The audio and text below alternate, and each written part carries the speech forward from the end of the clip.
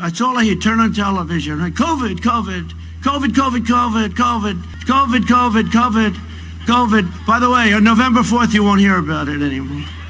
If it ends up that Biden wins in November, I hope he doesn't. I don't think he will. But if he does, I guarantee you the week after the election, suddenly all those Democratic governors, all those Democratic mayors will say, everything's magically better. Go back to work, go back to school. Suddenly the problems are solved. You won't even have to wait for Biden to be sworn in. Health officials in Pennsylvania say an explosion of coronavirus infections in recent weeks has them worried about hospital capacity come next month. So in addition to strengthening its mask mandate, Pennsylvania also announced strict new guidelines for people traveling to the state. We really want people to stay at home and to stay within their household and not to travel. For example, to do a lot of traveling to see friends and family during the Thanksgiving holiday. The COVID pandemic and a message from the governor this morning. The cases, though, in the state of California have doubled just in the last 10 days. This is simply the fastest increase California has seen since the beginning of this pandemic. Here's a look at where the county stood last Tuesday compared to now. Most of them moved backwards in their reopening plans, with some counties moving back more than one tier. Every county in the Sacramento area is in the purple tier this morning. Good afternoon, everyone, and welcome to the Tuesday, November 10th, COVID-19 response update. Dr. John Weisman, Secretary of Health. We are really concerned at this point with what we are seeing in the trends and believe that immediate action is needed now to flatten the curve. We've been talking with you about the fall surge now for a number of weeks, and we're seeing an acceleration of that. And we think, the most serious consequences are yet to come from this virus. And if we don't act, those can be severe. So we don't want this to take a toll, again, on the state's economy and on our people, and really need everybody pulling together to flatten the curve once again. COVID, COVID, COVID, COVID. By the way, on November 4th, you won't hear about it anymore. I guarantee you the week after the election, suddenly all those Democratic governors, all those Democratic mayors will say, everything's magically better. We're keeping this conversation on the topic of coronavirus. We're joined now by Dr. Gustavo Ferrer, CEO of the Aventura Pulmonary Institute. The doctor is a cardiovascular and pulmonary disease specialist. So, doctor, I saw one tweet. I'm hoping you can react to it, from a Dr. Daniel Barcuff that said, quote, COVID is about to explode everywhere. Where is the plan to transfer health resources using our strategic lift capability? Where is the plan to move patients to hospitals with capacity? People are going to die by the truckload. Government, do something. Do you see COVID about to explode? We are expecting the number of cases are going to continue to rise. The writings is in the wall. We can see the number of cases rising all across the country. We are expecting that when the Thanksgiving break comes along, we're going to see an increase in the number of cases, no doubt about it.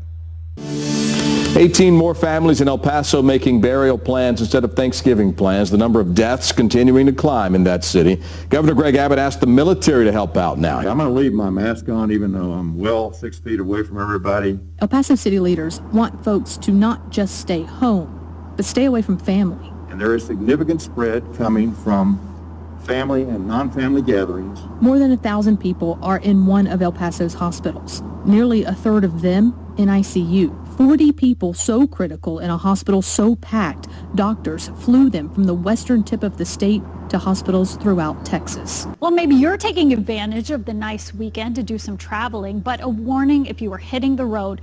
Cases of COVID-19 are spiking in Minnesota as well as the neighboring states. Today, Minnesota reported more than 5,400 new cases and 36 deaths. That is the fourth day in a row that the state has broken its daily case record. That is also a record for the most deaths reported in a single day. Wisconsin and the Dakotas are also seeing very high numbers right now.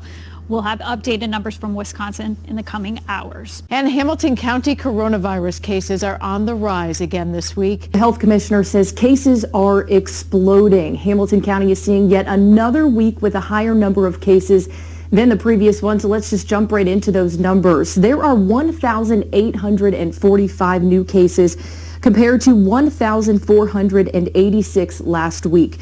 The region's hospitals are seeing 300 people with COVID-19, and in October, that number was around 80, so that is quite a jump. Health Commissioner Greg Kesterman reports the most positive cases are coming from the 18 to 29-year-old age group, with more than 400 cases in the last 7 days.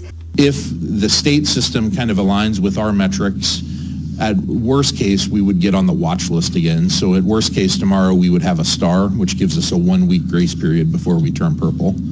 I'm trying to stay out of the prediction business because there are a couple metrics in the state system that are delaying seeing data. But right now, our data does not look very good here in Hamilton County. We're seeing a significant escalation in the community spread of COVID-19 across all portions of Michigan. Our hospitals are rapidly filling with COVID patients at a very alarming rate. If this continues in the coming weeks, we will surpass our all-time record high in terms of COVID inpatient hospitalization numbers here in the state of Michigan. The healthcare system can capsize if you don't keep it under control. We're ready to dedicate, as much as we need to helping COVID patients, but it's not unlimited, and that's what we all need to be mindful of. Maryland sees its second highest single-day coronavirus case increase. More than 2,300 people tested positive in the last 24 hours. 25 more people have died. Governor Larry Hogan says there is major concern over Maryland's rise in cases. The biggest concern we have is our hospitalizations, which is also happening in many, many states. We're at 90% capacity. We have a number of hospitals that are over capacity, and we had 25 deaths in the past 24 hours. We have a person dying every minute in America, but one every hour here in the state of Maryland. COVID, COVID, COVID, COVID. By the way, on November 4th, you won't hear about it anymore. I guarantee you the week after the election, suddenly all those Democratic governors, all those Democratic mayors will say, everything's magically better. The country has shattered its previous single-day record for new infections. We've been saying this almost every single day now. Over 136,000 were reported yesterday. That's according to Johns Hopkins University. And this comes as Texas surpasses 1 million collective cases in the state alone. Now, there are now over 10.2 million cases across the nation, and close to 240,000 Americans have died as a result of this virus. David Begnaud is in Ohio, where caseloads in that state are exploding. COVID-19 cases are climbing, and as of yesterday, 17 states hit new records for hospitalizations. Here in Ohio, admissions and cases are rising so fast that hospitals may have to start postponing non-emergency procedures, according to Ohio State University Dr. Andrew Thomas. We're within, a couple of weeks of having to make difficult decisions, not just at my hospital. I'm talking every hospital in the state.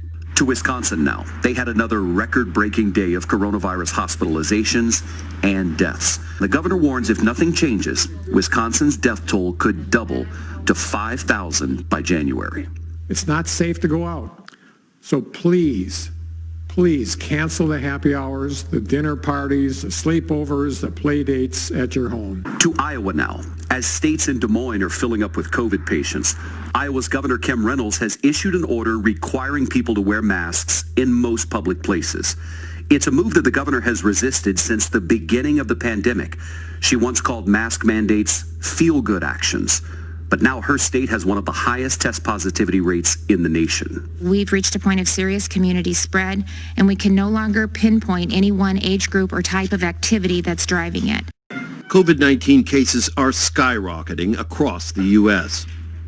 Hospitals in multiple states are running out of beds and protective equipment. Doctors and nurses are once again exhausted. Like every hospital across the country, we're overwhelmed and we're getting overrun. Governors across the country issued dire warnings, mandatory mask-wearing orders, and restrictions on businesses and social gatherings. The dreaded winter surge is here. Infection records are being set in states across the entire country. We report record hospitalizations and new deaths day after day. Our hospitals are full. 5% of the folks that enter the hospital with COVID don't make it out. 1 in 20. Public officials are begging them to limit groups. We must tell you, you must cancel the normal Thanksgiving plans. The U.S. Centers for Disease Control forecasts deaths could reach as many as 282,000 over the next 4 weeks. Meanwhile, President-elect Joe Biden and his COVID-19 task force are still barred by the outgoing Trump administration from getting briefings on the situation. It's imperative that our team and our experts have that access. COVID, COVID, COVID, COVID. By the way, on November 4th, you won't hear about it anymore. I guarantee you the week after the election, suddenly all those Democratic governors, all those Democratic mayors will say, everything's magically better.